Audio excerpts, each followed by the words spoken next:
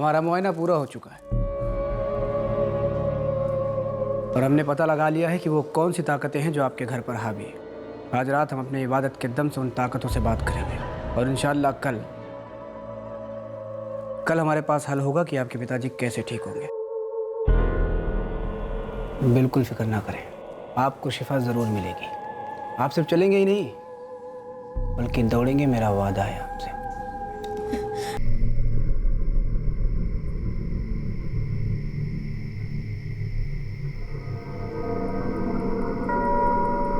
फकीर दौला, मैंने बोला फकीर दौला, सुनाई दिया ना? फकीर दौला।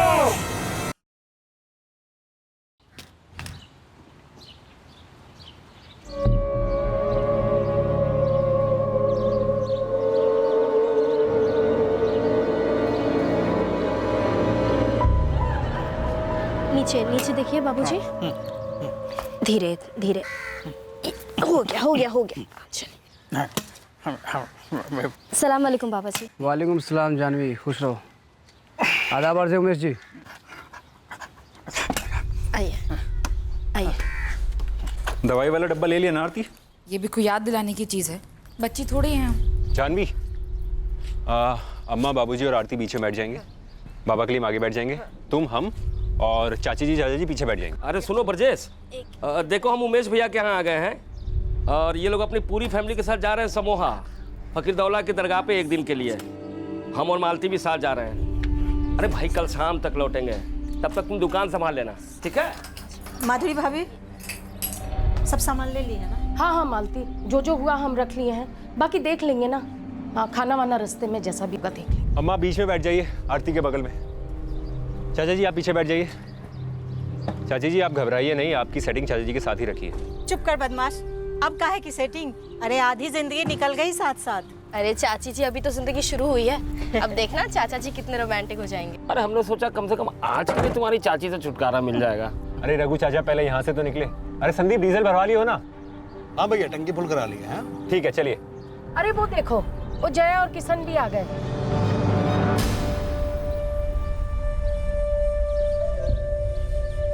पाई लगो अम्मा, पाई लगो बाबूजी। अरे क्या बात है, चाचा चाची भी ज्वाइन हो गए हैं आप लोगों के प्रोग्राम में? हाँ, हम तो उमेश भैया को देखने आए थे, देखा सब लोग साथ जा रहे हैं तो हमने भी प्लान बना लिया। और क्या, तो पूरी फैमिली को बस में कर ही लिया है बाबा कलीम। सब के सब को ले जा रहे हैं फकीर दौला के दरगाह में। ऐसे सफ़र पे निकलने के वक्त धोखा नहीं करते। अच्छा, अरे किशन भैया जिद छोड़िए, हम तो कहते हैं आप दोनों भी चलिए। अरे नाना, हम तो यही ठीक है। मुकेश तुम जाओ, राम राम।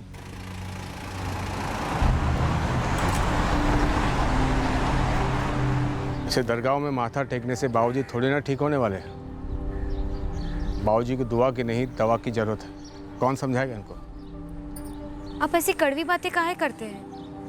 अगर ये सब करके इनके दिल और दिमाग को सुकून मिलता है तो इसमें बुरा क्या है?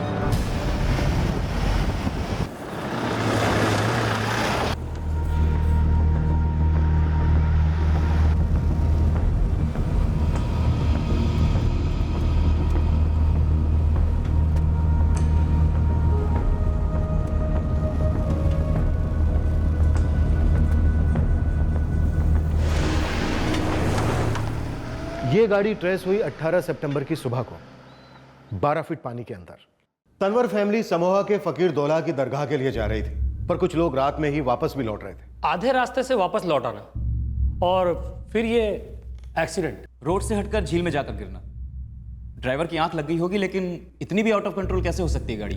I mean, गाड़ी में और लोग भी थे। गाड़ी के साथ साथ इस केस में कई सारे सवाल और जवाब भी आउट ऑफ कंट्रोल थे, एक दूसरे से मैच ही नहीं कर रहे थे।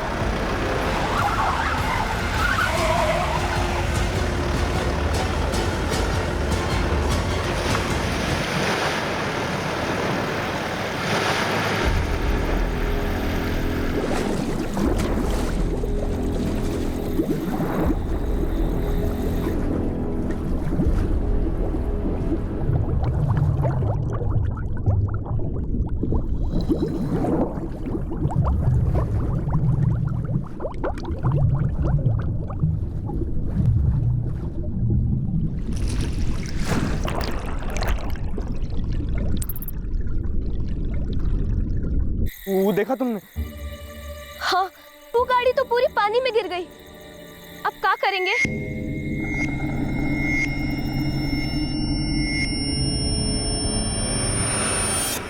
असल में वहाँ क्या हुआ हमको भी नहीं पता है सर जी। सुबह दूध वाला हमको बता रहा था कि पुरानिया झील में कोई गाड़ी गिरी है। उसने अपनी आंख से नहीं देखा, उसे भी किसी और ने बताया है। ठीक है मुखिया जी, हम भी तुरंत निकल रहे हैं।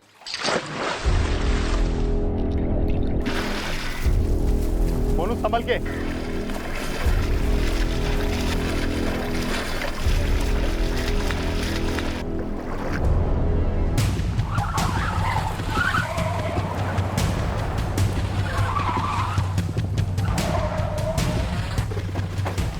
साहब हम एक लड़के को भेजे हैं पानी में। पहले किसने देखा? कौनों को नहीं पता कि पहले किसने देखा है, पर गांव में खबर फैल गई।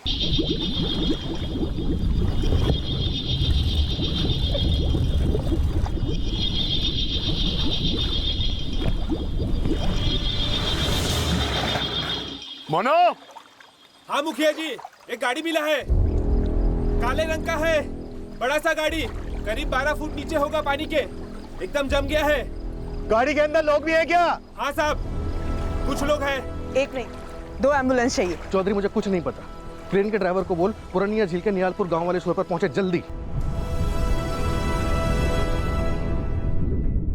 चौधरी 5 मिनट के अंदर मुझे क्रेन चाहिए। तेरी बहानेबाजी नहीं सुननी है मुझे, समझा तू?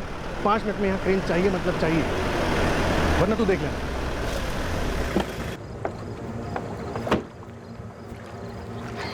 सर, सर क्या बात है? यहाँ क्या हुआ है सर? एक गाड़ी धंस गई है झील में। गाड़ी? कौन सी थी सर गाड़ी? काले रंग की बड़ी गाड़ी थी। सर, ये लोग है क्या गाड़ी में? अभी गाड़ी बाहर निकली नहीं और तुम फोटो लेकर पहुंच गए। हमारी फैमिली समोहा जा रही थी, पर बाबूजी, अम्मा और ये जानवी छोटी बहन वो लोग वापस घर लौट रहे थे साहब। वो काले रंग की गाड़ी में आ रहे थे साहब, जैसे आप बोल रहे हो। हमारा छोटा भाई मुकेश, उसकी पत्नी आरती, वो कहीं आगे रुके हुए हैं मंदिर पर। उसका फ़ोन आया हमको कि वो लोग लौट रहे हैं। हम आते वक्त देखे सर यहाँ पर। गाड़ी बाहर निकलने में अभी टाइम है, तब तक अपने भाई और भाभी को फ़ोन करके पता करो। सुबह बात हुई थी उससे सर, अब तो किसी का फ़ोन ही नहीं लग रहा सर। देखो, गाड़ी बाहर निकलने के बाद ही हम बता पाएंगे कि उसमें कौन कौन है, ठीक है? हम एक काम करते साहब, बाकी लोगों को लेकर आते हैं। रुको। हाँ सर। अजीत, उनके साथ जाओ और वापस लेकर आना। आओ भाई जल्दी।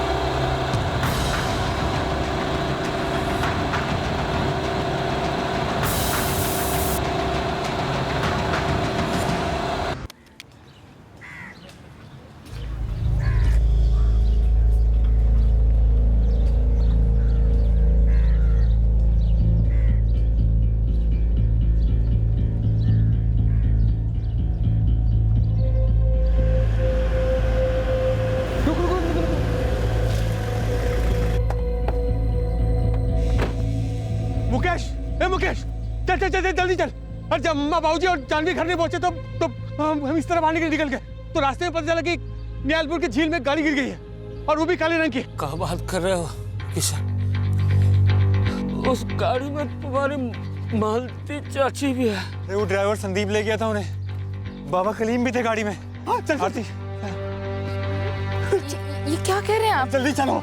क्या हो गया? कैसे हो गया ये सब?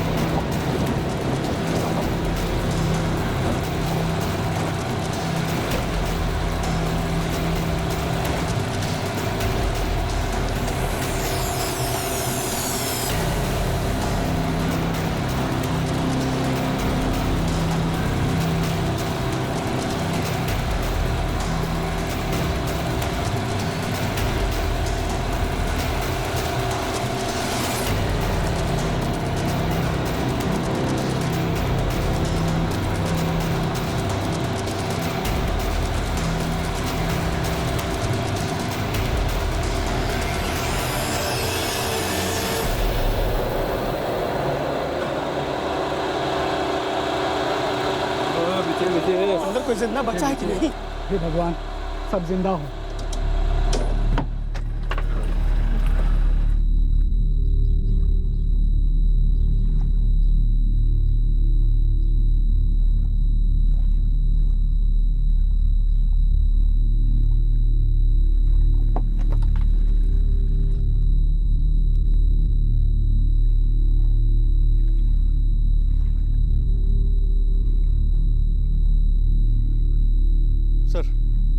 यही 3 लाशें मिली और कोई नहीं है गाड़ी में। एक बार फिर अंदर जाकर देखो, लगता नहीं है इन तीनों में से कोई गाड़ी चला रहा था। जाओ जाओ जाओ। सर, ये 2 बुजुर्ग तो हैं, लेकिन ये लड़की मौजूद नहीं है गाड़ी में और उस औरत का फोटोग्राफ नहीं दिया गया। पूरा का पूरा छान मारो, एक लड़की और ड्राइवर अभी भी अंदर होने चाहिए। सर, तीनों मर चुके हैं।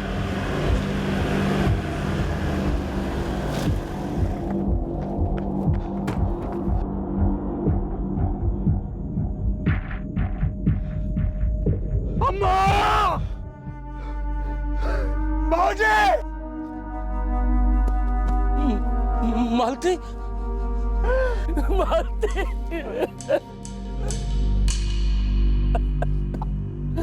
उमेश भैया, उमेश भैया, भाभी,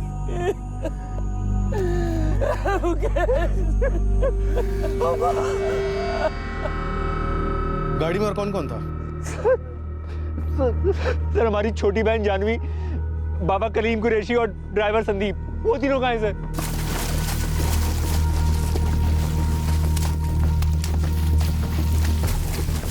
सर, पानी में और कोई बॉडी है नहीं। 3 लोग और थे गाड़ी में, 2 आदमी और एक लड़की। शायद वो तीनों बाहर निकले होंगे और बह गए होंगे सर। एक बार और चेक करो, अंदर तक जाओ। जी सर।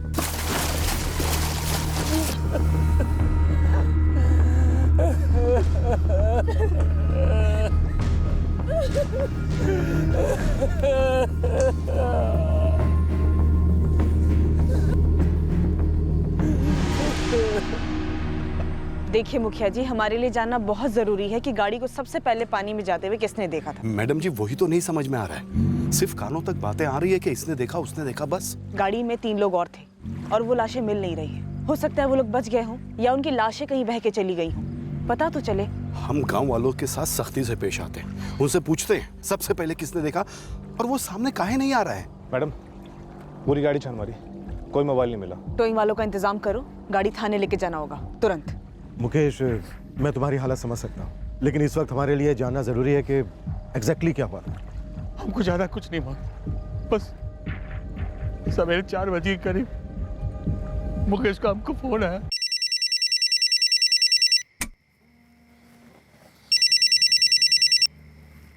हाँ मुकेश, कहाँ पहुंचे? किशन भैया, अम्मा, बाबूजी, मालती चाची, जानवी और बाबा कलीम को संदीप घर वापस लेके आ रहा है।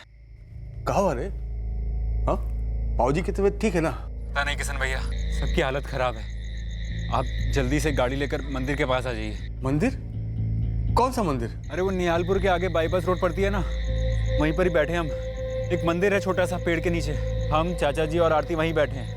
आप जल्दी से आ जाइए। अरे कुछ बताएगा भी मुकेश? अरे किशन भैया, आप बस ये देख लीजिए कि बाबूजी, जानवी और अम्मा जी पहुंचे या नहीं पहुंचे ठीक से। सर, हमको कुछ समझ ही नहीं आ रहा था। हमको मुकेश ने सिर्फ इतना बताया कि सबकी हालत खराब है। मुकेश, कल दिन में तुम्हारी पत्नी आरती, तुम्हारे माँ बाबूजी, उमेश जी, माधुरी जी, तुम्हारी छोटी बहन जानवी, तुम्हारे चाचा रघु जी, इनकी पत्नी मालती, बाबा कलीम कुरैशी और ड्राइवर संदीप कहाँ के लिए निकले थे? समोहा के लिए, वहाँ के फकीर दौला की दरगाह पर जा रहे थे। तो फिर अचानक ऐसा क्या हुआ जो आप लोग बीच रास्ते से ही लौट आए और आप तीनों आगे वाले मंदिर पर रुक गए? सर, हम सभी एक जगह रुके डिनर के लिए, और उसके तुरंत बाद ही सबकी तबीयत बिगड़ने लगी।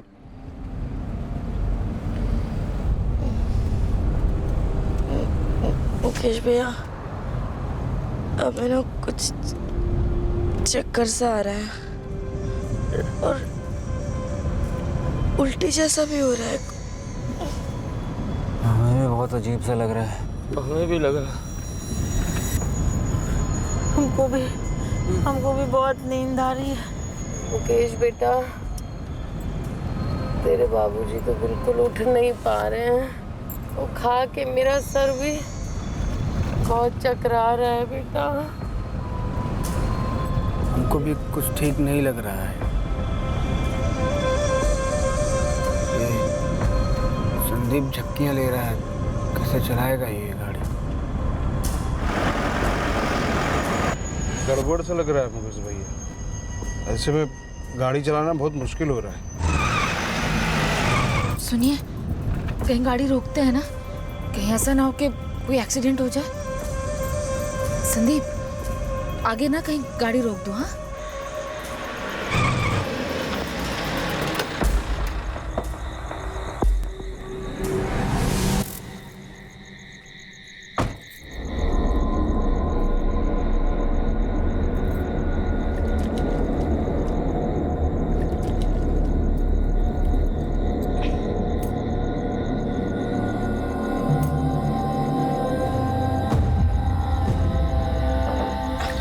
बाबूजी, धीरे।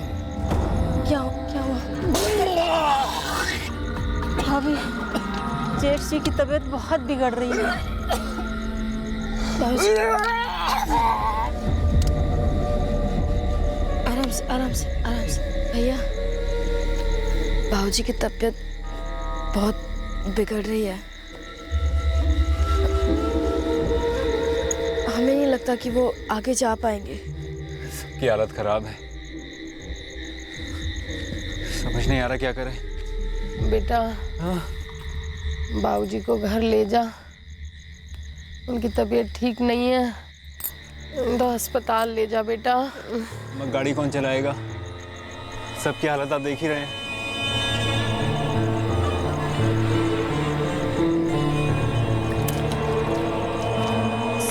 संदीप जी, आप गाड़ी चला लेंगे? चला तो लेंगे, लेकिन ज़्यादा दूर तक नहीं, पता नहीं कहाँ आँख लग जाए। हम वापस घर जाने की सोच रहे हैं, सीमापुर। बाबूजी की तबीयत कुछ ज़्यादा ही खराब है। चलो वापस चलते हैं। नहीं मुकेश जी, हम थोड़ी देर यहीं सोना चाहते हैं। आप इन सबको जाने दीजिए ना, आप यहीं ठहर जाइए। मुकेश भैया, हम अम्मा और बाबूजी को लेकर घर जाते हैं। अपनी चाची जी को भी साथ ले जाओ, इनकी भी तबीयत ठीक नहीं लग रही। हम यहीं मुकेश और आरती के पास रुक जाते हैं। ठीक है, तुम लोग निकलो तुरंत, और वहाँ पहुँचते ही किशन भैया को बोल देना एक गाड़ी भेज दें हमें पिक करने के लिए। ठीक है अम्मा, चाची, चलिए।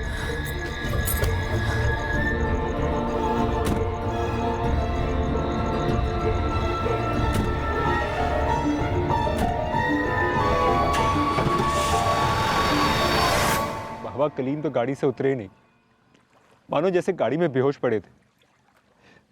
फिर गाड़ी वापस जाने के लिए निकली और हमने किशन भैया को फोन किया। ये जो आप सबकी एक साथ तबीयत खराब होने लगी थी, ये डिनर करने के बाद हुई थी? हाँ सर, ऐसा ही लगता है। कहाँ खाया था खाना आप लोगों ने?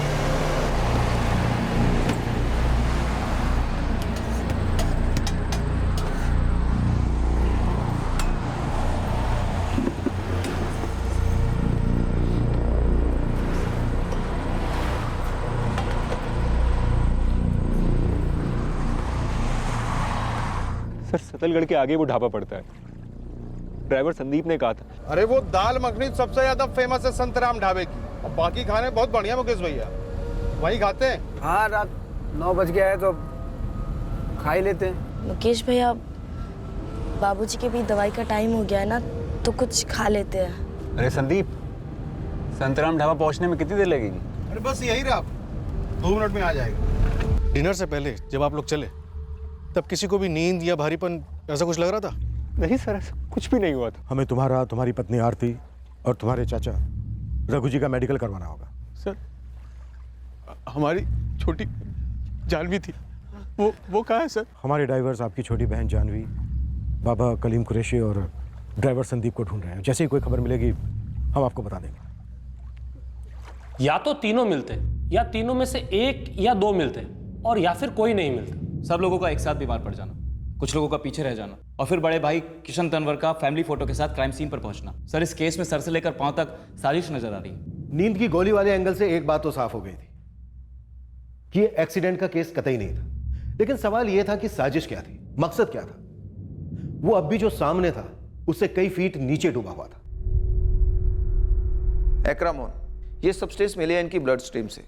ये कोई ऐसे लेता नहीं और तीनों की बॉडी में एबनॉर्मली हाई डोसेज है इसके। डॉक्टर, गाड़ी में 3 लोग और थे जो अभी तक मिले नहीं, और 3 लोग जो गाड़ी में चढ़े नहीं थे उनका मेडिकल करवाया जा रहा है। वैसे डॉक्टर, इनकी मौत डूबने की वजह से हुई होगी या फिर वजह कुछ और थी? मौत डूबने से ही हुई है, पर सेडेशन के इस लेवल पर इतने बेहोश रहे होंगे कि इनको पता भी नहीं होगा कि गाड़ी कब झील में गई। किसी ने बचकर निकलने की कोशिश भी नहीं की होगी। डॉक्टर, गाड़ी में कुल मिलाकर 6 लोग थे, 2 मर्द और एक जवान लड़की अभी भी मिसिंग है। जब तक वो मिल नहीं जाते या उनकी बॉडीज नहीं मिल जाती, तब तक ये तय कर पाना इम्पॉसिबल है कि उनके ब्लड स्ट्रीम में कितना एक्रामोन रहा हो। आपका ये केस एक्सीडेंट या ड्राउनिंग का लगता नहीं है। इस सेटेटेड कंडीशन में कोई ड्राइवर गाड़ी चलाएगा भी कैसे? ड्राइवर से बोलो झील को थोड़ा सर्च करें ढंग से, बॉडी इधर उधर जा भी सकती है बह के, समझे? हाँ जी कहिए। साहब, मुकेश भैया का फोन आया था, कह रहे थे कि एक्सीडेंट हुआ है। हमारे पति संदीप की कोई खबर मिली क्या? संदीप वर्मा ड्राइवर? जी, हमारी ही गाड़ी है, खुद ही ड्राइवरी करते हैं। संदीप के साथ में 2 बॉडीज और गायब हैं। आप ऐसा करिए, आप अपना मोबाइल नंबर और संदीप का एक फोटो दे दीजिए। ये सब क्या हो गया?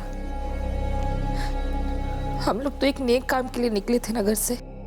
हम तो बस यूं ही उमेश भाई साहब का हालचाल पूछने आए थे। ये सब कैसे हो गया? ये रिपोर्ट्स हैं। सिर्फ मुकेश तंवर और रघु तंवर के ब्लड स्ट्रीम्स में नींद की गोली है? जी, मुकेश और रघु तंवर दोनों के ब्लड स्ट्रीम में एक्रामोन के हेवी डोजेस मिले हैं, जबकि मुकेश की बीवी आरती के ब्लड स्ट्रीम में कोई ट्रेसेस नहीं मिले हैं। वैसे आरती 4 महीने से प्रेग्नेंट है, मुझे मुकेश ने भी बताया। शायद आरती ने ढाबे का खाना खाया ही ना हो। भाभी, खाइए ना थोड़ा सा, वरना हमारा भतीजा या भतीजी पेट में नारेबाजी करेंगे। हमारा सच में बिल्कुल मन नहीं है जाने। बेटा थोड़ा खा लेती। अम्मा रहने दीजिए ना, जबरदस्ती खाएगी तो उल्टी उल्टी हो जाएगी रास्ते में। ऐसा होना तो नहीं चाहिए। क्या हुआ तुम्हें? ना ना अम्मा, ऐसा कुछ नहीं है। वो बस सफर के दौरान कुछ भी खा लेने से ना जी ऊपर को आता है। हम वहाँ पहुँचकर खा लेंगे ना कुछ पक्का। हाँ? अरे अम्मा, वो परांठे लाए ना घर से, थोड़े से बचे हैं, भूख लगेगी तो रास्ते में खा लेगी। परांठा भी उसने आधा ही खाया था। तो सिर्फ और सिर्फ आरती जी ऐसी थी जिन्होंने ढाबे का खाना नहीं खाया था? हाँ सर, दरअसल मेरी वाइफ प्रेग्नेंट है और इस वक्त उसका ढाबे में खाना खाने का मन ही नहीं हो रहा था। अच्छा, ये आपका फकीर दौला की दरगाह पे जाने का प्रोग्राम कब बना? मतलब ऐसे ही बना या फिर कोई मन्नत वगैरह मांगी थी? सर मन्नत ही मांगी थी और इसलिए माथा टेकने जा रहे थे। प्रोग्राम तो मुकेश और बाकी लोगों ने बनाया था। तुम लोग अलग रहते हो? बगल वाली गली में रहते हैं। तुम दोनों नहीं गए मत्था टेकने? हम इन सब चीज़ों में नहीं मानते सर। ये कभी भी नहीं गए उनके साथ? कभी भी? मतलब ये लोग रेगुलर जाते थे दरगाह पर? नहीं सर, समहा के फकीर दौला की दरगाह पर पहली बार जा रहे थे, लेकिन इसके पहले 10 बार सिकंजगढ़ के पीर वाजिद दरगाह पर माथा टेकने गई थी पूरी फैमिली। सिकंजगढ़ 10 बार? मतलब ये रेगुलर प्रोग्राम था?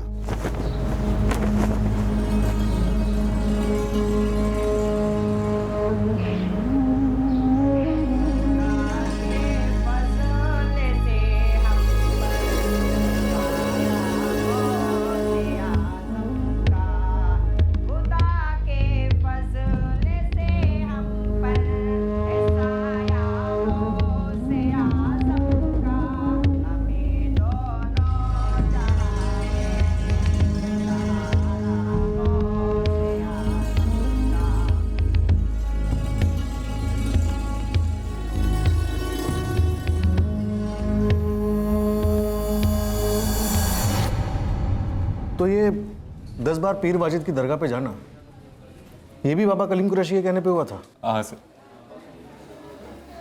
दरअसल हम सभी बहुत परेशान थे बापूजी की तबीयत को लेकर।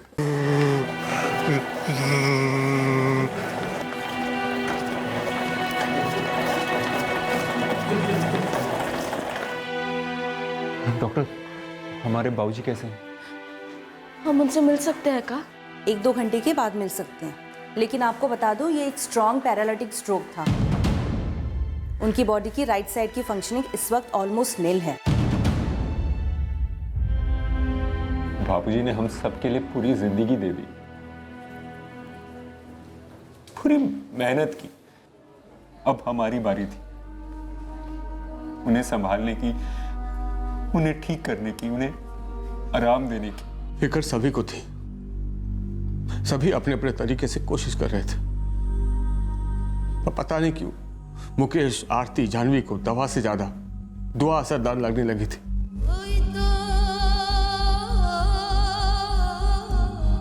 अम्मा ने भी हर दूसरे दिन नए नए व्रत रखने शुरू कर दिए थे। एक ऐसा धार्मिक स्थल नहीं होगा जहां जानवी नंगे पैर नहीं गई, फिर चाहे तपती धूप हो या बारिश। फिर आदम का ये बाबा कलीम कुरैशी पहले 10 बार पीर वाजिद दरगाह के चक्कर कटवाए, फिर मुकेश से कहा फकीर दौला के दरगाह जाते। इतने बड़े बुजुर्गान दीन बाबा फकीर दौला का नाम सामने आया है, मतलब बुलावा आया है। अब नाम आया है तो हो आते। ज़ियारत करने में नुकसान नहीं है, शिफा है। अब हम भी आप लोगों के साथ आएंगे। कल का प्लान बना है बाबूजी, देखना इस बार आप एकदम ठीक हो जाएंगे। तो पूरी फैमिली में से सिर्फ तुम और तुम्हारी पत्नी जया, बस तुम दोनों नहीं गए? हमने कहा ना आपको सर, हमको विश्वास नहीं है इन सब व्रतों और मन्नतों में। इस बात को लेकर तो एक बार मुकेश और जानवी से हमारी लड़ाई भी हुई थी। मुकेश, 10 बार सिकंजगढ़ के दरगाह पर माथा टेक कर आए हो तुम लोग। अब वो बाबा कह रहा है कि समूह के फकीर दौला के मजार पर चलना है, वो भी 10 बार होगा? 10 बार माथा टेकोगे? हाँ, मतलब ये अति नहीं हो रहा का? भैया हम ये जो कुछ भी कर रहे हैं वो बाबूजी के लिए कर रहे हैं ना। बाबूजी के लिए कुछ भी अति कैसे हो सकता है? और भैया आपको ऐसा लगता है कि हम फ्रॉड के चक्कर में पड़ गए हैं? बाबा ढोंगे, बाबा कोई ढोंगी होंगी नहीं है। बाबूजी का इलाज डॉक्टर लोग कर ही रहे हैं, जितना मुमकिन है उतनी रिकवरी हो रही उतनी ही होगी। तो कहाँ ये बाबा के चुंगल में फंस गए यार? ये बाबा लोगों का काम है, अपना जेब भरने के लिए सब नौटंकी करते हैं। इन सब में कुछ सच्चाई नहीं रखी है। और ये पैरालिसिस का दुआ से ठीक होता है का?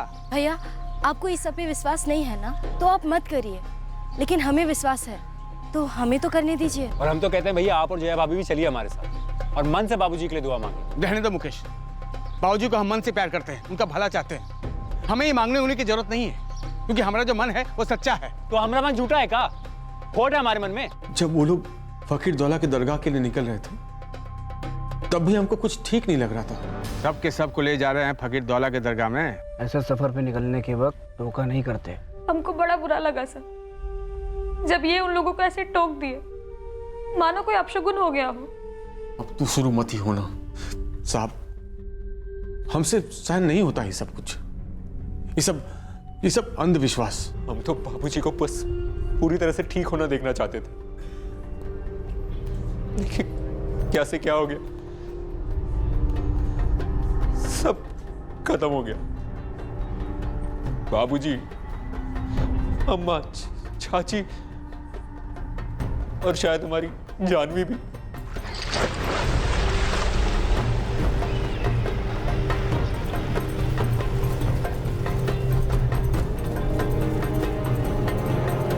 सर डाइवर्स अभी तक झील में ढूंढ ही रहे हैं, पर लगता है वो तीनों बह गए कहीं दूर। कुणाल अपनी टीम से कहो कि कोशिश जारी रखे, हमें यहाँ क्रिमिनल साजिश के आसार नजर आ रहे हैं। एक बात कान खोलकर सुन लो संजू, दूध वाला हमसे बताया है कि रमेश ने उसे बताया। हम रमेश से भी मिले, ऐसा करते करते हम उन सभी लोगों से मिले जिन जिन लोगों ने ये बातें सुनी थी और आगे पहुंचाई थी, और आखिर में किसका नाम आया? तुम्हारा। अब तुम ये बताओ कि तुमने क्या देखा और ये सब बातें हमसे और पुलिस वालों से क्यों छुपा रहे थे?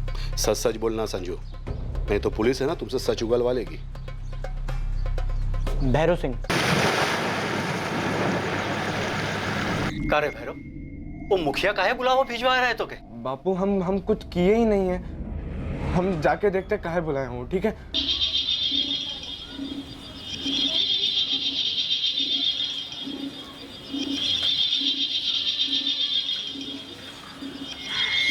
हमारा नाम नहीं आना चाहिए।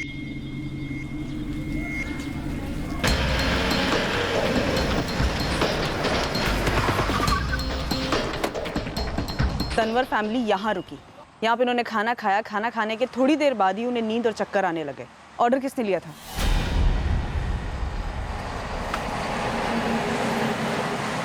मैडम, वो पार्टी टेबल नंबर 7 और 8 पर बैठी थी। यही वेटर था ड्यूटी पर। पंकज साय नाम है इसका। नमस्ते मैडम। खाने में क्या मिलाया था तूने? खाने में हम कुछ नहीं मिलाया मैडम। हम तो बेटर है और हम अपना काम ईमानदार से करते। बस उस दिन ऑर्डर लिए और वो ऑर्डर अंदर किशोर भैया को दिए। रे पंकज, 7-8 का ऑर्डर रेडी है रे, ले जाओ फटाफट। 9 नंबर का भी रेडी है पंकज, लेते जाओ। किशोर भैया बताइए तो, कल रात को खाने में क्या मिलाए थे आप? हम कब मिलाएंगे मैडम, ये मिलाना विलाना सब दोपहर में हो जाता है। ग्रेवी अलग से बना हुआ होता है। ऑर्डर आया तो बस सब्जी मिला दे ग्रेवी में। तेरे हाथ का बना खाना खा के उन सबकी तबीयत बिगड़ गई। हवा खा के तो नहीं हो सकता ना ये सब। देखिए मैडम, अगर हमारे ढाबे में किसी ने कुछ मिलाया होता तो यही पार्टी क्यों? और भी लोगों ने ढाबे पे खाना खाया, उनकी तबीयत भी खराब होती, उनकी कंप्लेंट्स भी आपके पास आती ना। ये पुलिस वाले क्या कह रहे हैं? सबको एक साथ नींद आ जाना, उल्टियां करना, गाड़ी का झील में धंस जाना, 3 लोगों का गायब होना, सब एक षड्यंत्र है। हमको भी षड्यंत्र ही लग रहा है जया। बाबा कलीम पर तो हमको पहले से रत्ती भर भरोसा न था।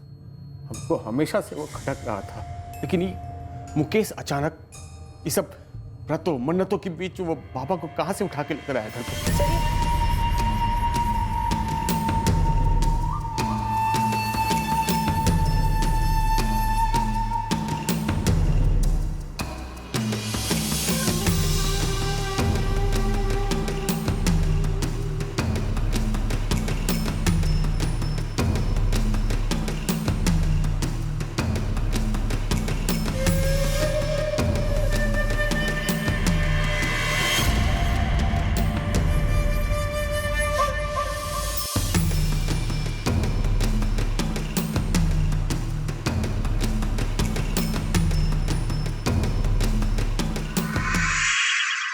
हमारा मुआयना पूरा हो चुका है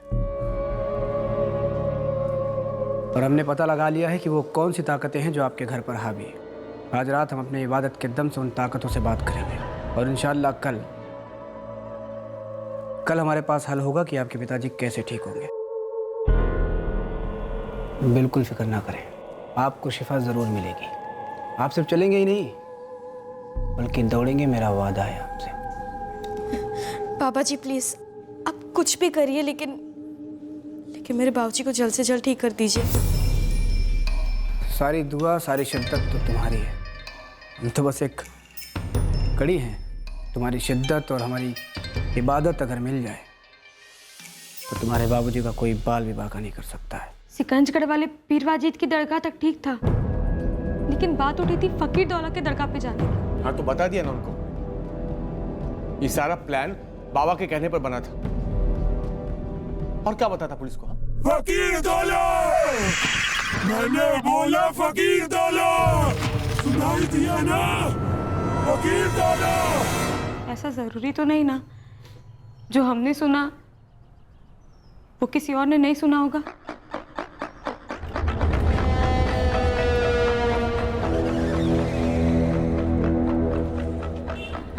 अच्छा हाँ, सुनने में आ रहा है कि 3 लोग अभी तक मिले ही नहीं हैं। हाँ, वो लड़की जानवी, बाबा कलीम कुरैशी, वो टैक्सी के ड्राइवर संदीप वर्मा, तीनों गायब। ये भी सुना जा रहा है कि सबको सुलाया गया था नींद की दवा खिला के।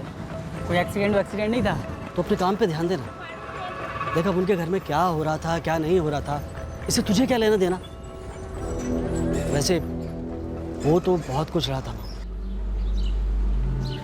अच्छा जी, आज आप यहीं रुक जाइए, हम दोनों को भी थोड़ा सहारा मिल जाएगा। हम अपने घर जाके करेंगे भी क्या? हम लोगों के खाने में कुछ मिलाया था क्या किसी ने ढाबे में? कौन मिलाया होगा? क्या पता चाचा, वो तो भगवान का शुक्र है कि इसने कुछ नहीं खाया, वरना क्या होता हमारे बच्चे का।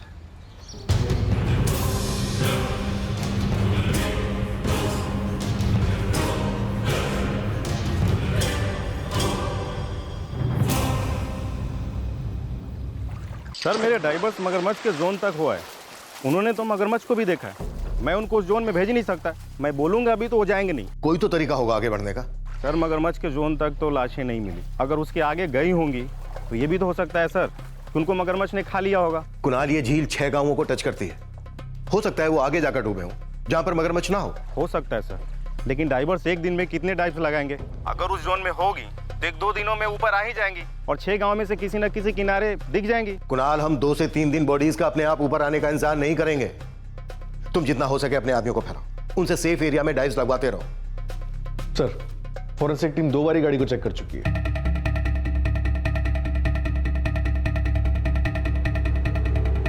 जी सर, मैं थर्ड और फाइनल स्कैन शुरू ही करने वाला हूँ, बट बता दूँ कि कुछ शो अप होने के चांसेस लगभग नील ही हैं।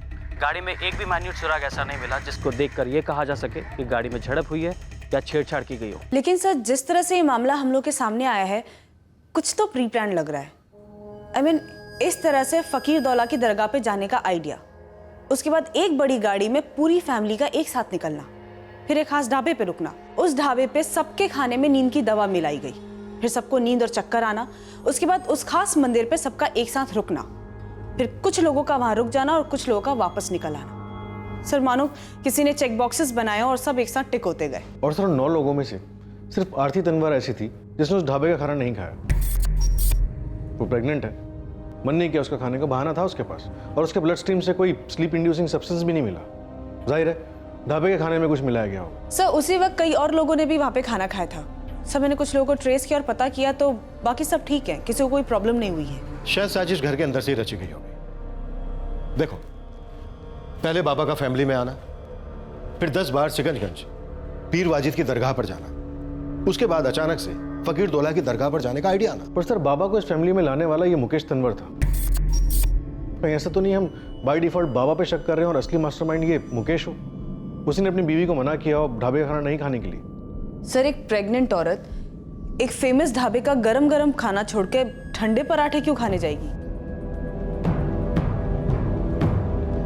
चाचा रघु और चाची मालती कभी भी किसी दरगाह या मंदिर पर नहीं गए इस फैमिली के साथ, लेकिन फकीर दौला की ट्रिप को लेकर अचानक से तैयार हो गए। सर रघु तनवर पूरी तरह टूट चुका है, कह रहा है कि उमेश के घर यूं ही चला गया था और इस ट्रिप में भी यूं ही शामिल हो गया। चाचा रघु और चाची मालती, क्या इन दोनों को इस साजिश में शामिल किया गया? या फिर ये दोनों खुद शामिल थे?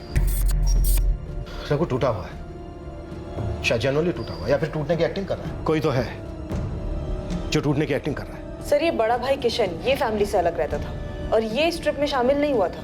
उसका इस सब पर विश्वास नहीं था, ऐसा उसका कहना है। लेकिन सोचने वाली बात यह है कि एक्सीडेंट, मेरा मतलब क्राइम स्पॉट पर डायरेक्ट उसका अपने माँ, बाबूजी और छोटी बहन का फोटो लेकर पहुंचना। लेकिन बाबा कलीम, चाचा चाची और ड्राइवर की फोटो नहीं। शायद किशन के पास उनके फोटोग्राफ्स नहीं होंगे। सर ये कॉल मुकेश ने सच में अपने भाई किशन को किया था या सब कुछ प्री प्लान था? फकीर दौला की ट्रिप पे निकले 9 लोग और पीछे रह गए 2 लोग, किशन और जय। सबके फोन रिकॉर्ड्स निकलो अभी तुरंत, बैकग्राउंड, फोन रिकॉर्ड सब कुछ चेक करो। अभी तक हमें 3 बॉडीज मिली है और 3 मिलनी बाकी। हो सकता है इनमें से किसी ने ढाबे पर खाना ना खाया हो, एक्टिंग की हो, तबीयत ठीक ना होने की। कुछ गड़बड़ लग रहा है मुकेश भैया, ऐसे में गाड़ी चलाना मुश्किल हो रहा है। उनको भी कुछ ठीक नहीं लग रहा है। चला तो लेंगे लेकिन ज़्यादा दूर तक नहीं है। सर मैं सबके फोन रिकॉर्ड्स निकलवाता हूँ अभी। सर लियालपुर के मुखिया जगदीश जी आए, साथ में किसी को लाए, कह रहे उस आदमी ने देखा था क्या हुआ था। ये है भैरव सिंह, किसी कारण उस वक्त ये सामने नहीं आया था, लेकिन हम खींच के लाए हैं अभी उसको। डर लग रहा है? जी साहब। चल नहीं पूछता कि पहले सामने क्यों नहीं आया, पहले क्यों नहीं बताया, लेकिन जो सच है अब बता दे। साहब हम पक्का नहीं कह सकते, लेकिन वो गाड़ी झील में अपने आप नहीं गई थी। तो क्या गाड़ी को किसी ने धक्का दिया था झील में? हाँ साहब, ऐसा हो सकता है साहब। देख बेटा, तूने जो देखा है वो बता, सब कुछ। साहब वो गाड़ी कोई एकदम से लुढ़क कर पानी में नहीं गई थी।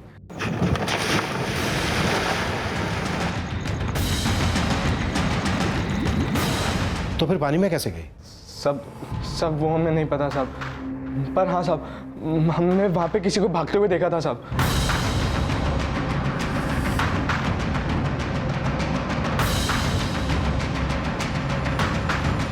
किसे देखा था, पहचान पाएगा? हमने शक्ल नहीं देखी थी साहब, सिर्फ पीछे से देखा था। लेकिन हाँ साहब, आदमी था।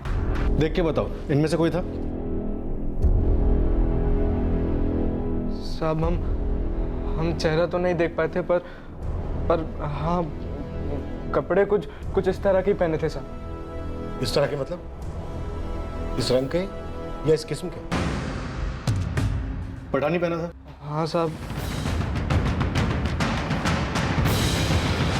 भैरव सिंह ने जो देखा क्या वही बताया था? कुछ छुपा तो नहीं रहा था वो? इशारा तो उसने बाबा कलीम कुरैशी पर ही किया है, लेकिन इस पूरे केस में मिस्ट्री फकीरदौला की दरगाह वाले ट्रिप के पीछे ही लग रही थी। करेक्ट। बहुत बड़ा राज छिपा हुआ था फकीरदौला की दरगाह की ट्रिप को लेकर, और ये राज खुला तनवर फैमिली की कोठी से रातों को जो आवाजें आती थी, उन आवाजों के राज के खुलने से। फकीरदौला, मैंने बोला फकीरदौला, सुनाई दिया ना? फकीरदौला।